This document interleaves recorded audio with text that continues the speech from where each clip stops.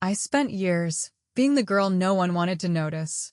They looked at my thrifted clothes and my old car, and they laughed. But today, the very people who broke my heart are standing at my door, begging for a mercy I'm not sure I have left. The silence in this penthouse is heavy.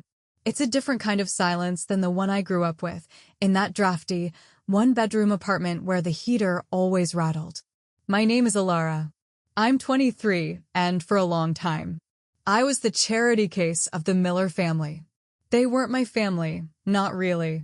My mother was their housekeeper for 15 years. I grew up in the shadows of their marble hallways, wearing the hand-me-downs of their daughter, Chloe. Chloe was my age, but we lived in different worlds. While she was getting a brand new convertible for her 16th birthday, I was scrubbing the grease off her family's stove, helping my mom because her back was failing. I remember the red flags, the way they looked at me. It wasn't just that we were poor, it was that they enjoyed it.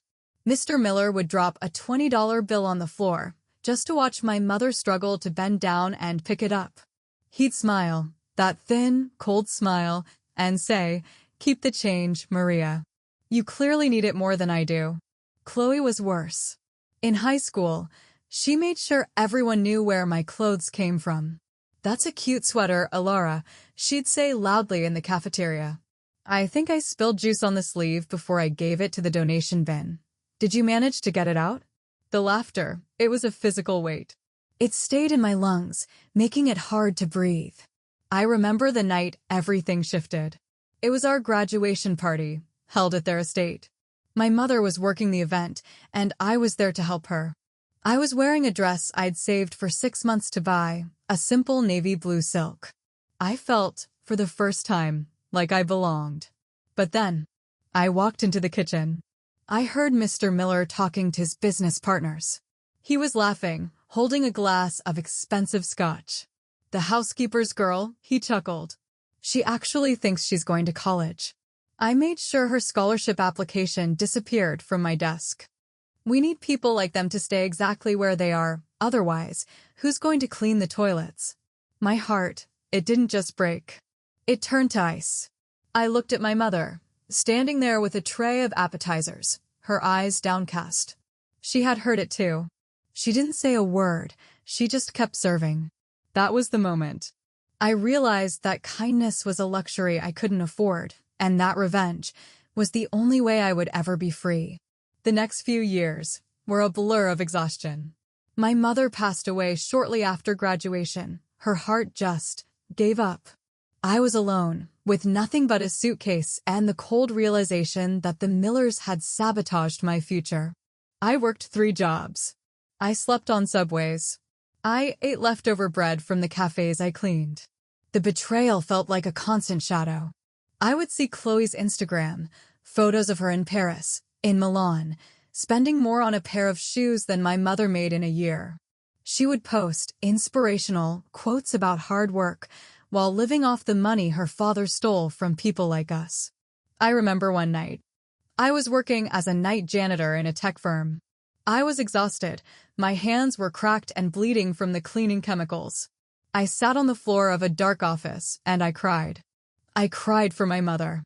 I cried for the girl who thought a navy blue dress could change her life, and I cried because the world felt like it was designed to keep me at the bottom. But as I sat there, I looked up at the computer screen on the desk I was supposed to be dusting.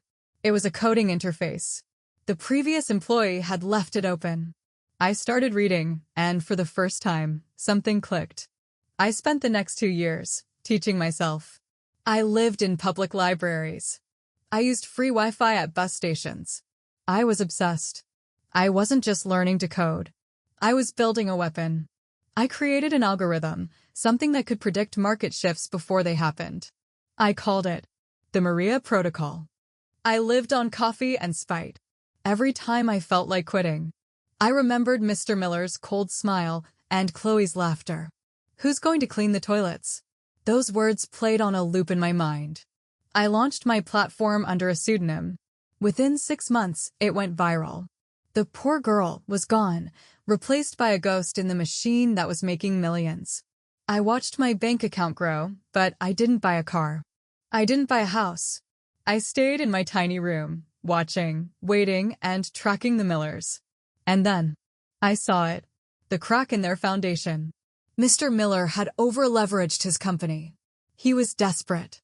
He was looking for an investor, a savior, to keep his empire from crumbling. He didn't know that the savior he was looking for was the girl whose scholarship he had burned.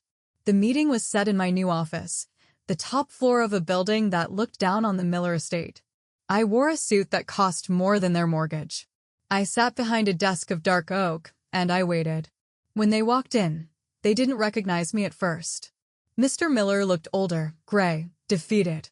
Chloe was with him, her designer bag looking cheap in this room. "Thank you for seeing us, Miss Sterling," Mr. Miller said, his voice trembling. "We are in a difficult position. Our family legacy is at stake." I leaned forward, letting the light hit my face. I didn't say a word. I just watched them. Chloe's eyes widened first. She dropped her bag. "Ilara," she whispered, her voice filled with a mix of shock and disgust. "Hello, Chloe," I said, my voice soft, cinematic. "I heard you were looking for help." Mr. Miller froze. He looked at me, then at the nameplate on my desk. "The Maria Protocol. You named it after your mother." "I named it after the woman you humiliated for 15 years, I replied. He fell to his knees. Literally, on the floor. "Ilara, please. We were wrong. We were arrogant. But if you don't invest, we lose everything. We'll be on the street." I stood up and walked to the window. I looked out at the city. "I remember being on the street, Mr. Miller. I remember the cold, and I remember the laughter. You told your friends that people like me are meant to clean your toilets. Well, I took your advice. I cleaned up, and now I'm taking out the trash. I didn't sign the papers. I didn't give them a cent. I watched as the bank foreclosed on their estate the following week. I bought the property at auction, and the first thing I did was tear down that marble hallway. Now, I sit in my garden. The Millers are gone, working jobs they once mocked, living in the kind of drafty apartments I grew up in. They send me emails, begging for a second chance, begging for a loan. I don't reply. Revenge isn't about being loud. It's about the silence that comes after the truth is finally spoken. I thought my mother's life was a tragedy, but I realized it was just the prologue to my victory. If you think everyone deserves a second chance, leave a comment below. But if you believe some people deserve exactly what they get, hit that like button and subscribe for more stories of justice.